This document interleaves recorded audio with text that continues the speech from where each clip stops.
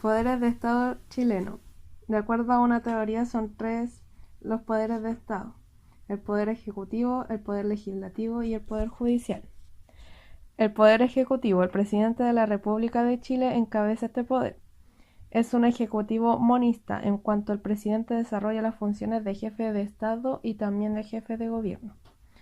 Según la Constitución política, la autoridad del presidente de la República se extiende a todo cuanto tiene por objeto la conservación del orden público en el interior y la seguridad externa de la República, de acuerdo con la Constitución y las leyes. Cada 21 de mayo, ante el Congreso Nacional, el presidente en ejercicio debe dar cuenta al país de la situación administrativa y política de la nación.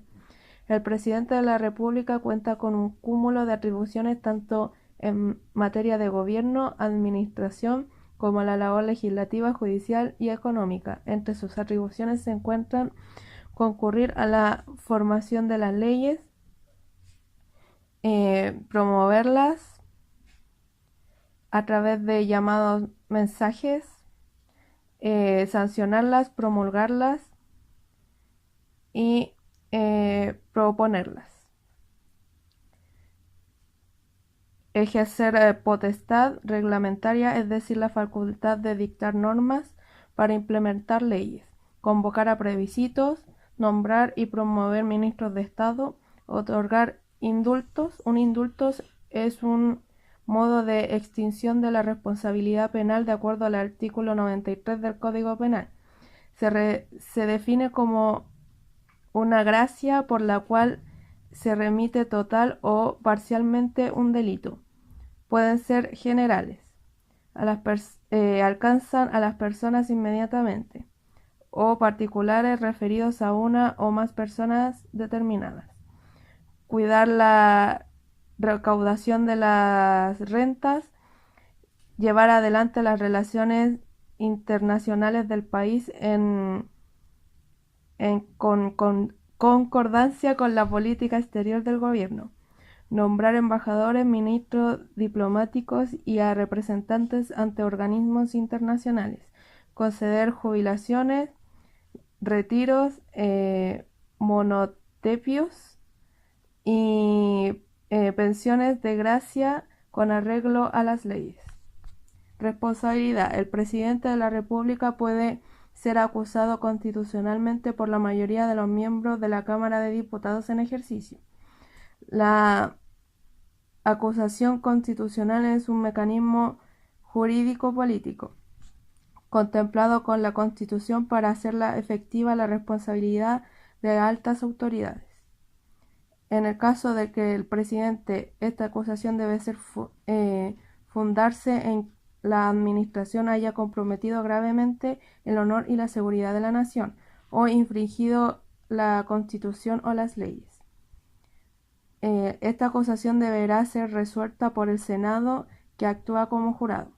Requisitos para ser presidente de la República: ser chileno, tener cumplido 35 años de edad, ser ciudadano con derecho a sufragio.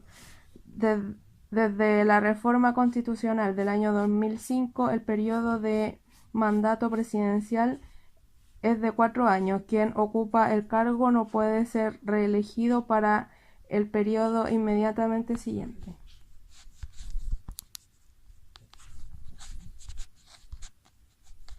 El poder legislativo. Este poder del Estado lo ejerce el Congreso Nacional, integrado por el Senado de la República y la Cámara de Diputados.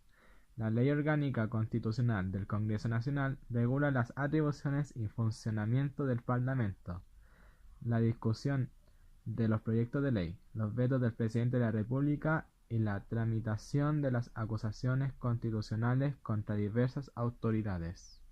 El Poder Judicial. Este poder del Estado tiene como misión esencial administrar justicia. En el capítulo 6 de la Constitución chilena, el artículo 76 dispone que al Poder Judicial le corresponde la facultad de conocer las causas civiles y criminales, de resolverlas y de hacer ejecutar lo juzgado. Permanece exclusivamente a los tribunales establecidos por la ley. Ni el presidente de la República ni el Congreso pueden en caso alguno ejercer funciones judiciales. Abocar a causas pendientes, revisar los fundamentos o contenido de sus resoluciones o hacerse revivir procesos fenecidos. Los integrantes del Poder Judicial deben establecer la correcta y justa aplicación del derecho vigente para cada caso que conocen y resuelven, enmarcando dentro del ordenamiento jurídico vigente y según su competencia. El Poder Judicial tiene también la facultad de hacer ejecutar los juzgados, conocida como facultad de imperio.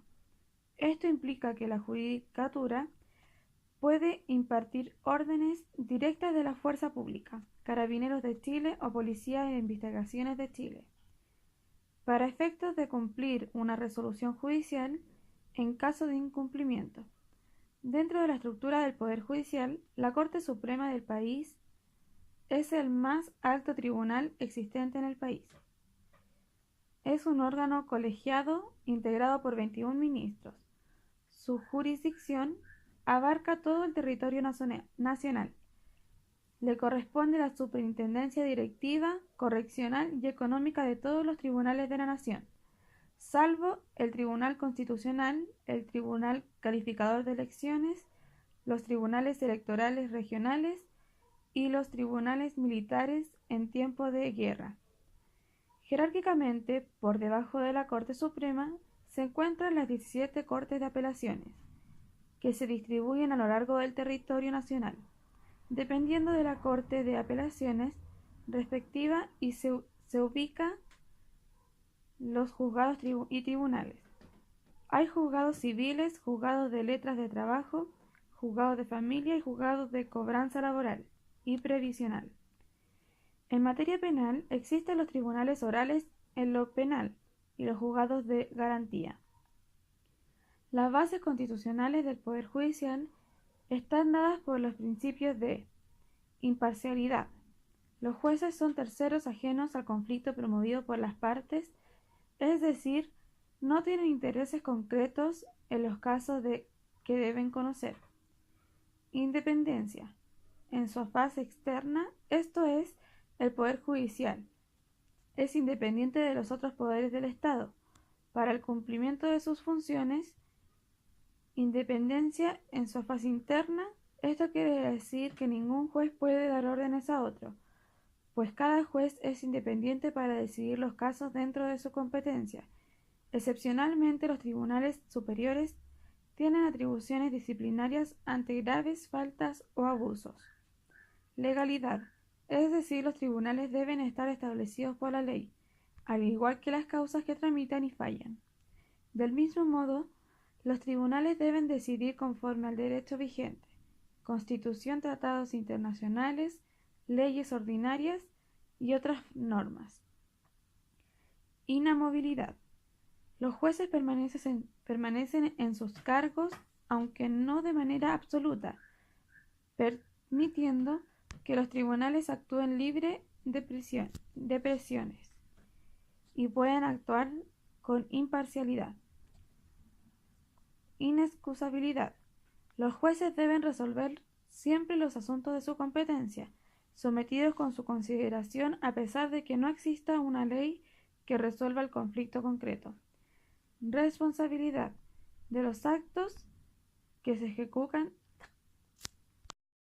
Y por último, responsabilidad de los actos que se ejecutan dentro de las funciones como jueces.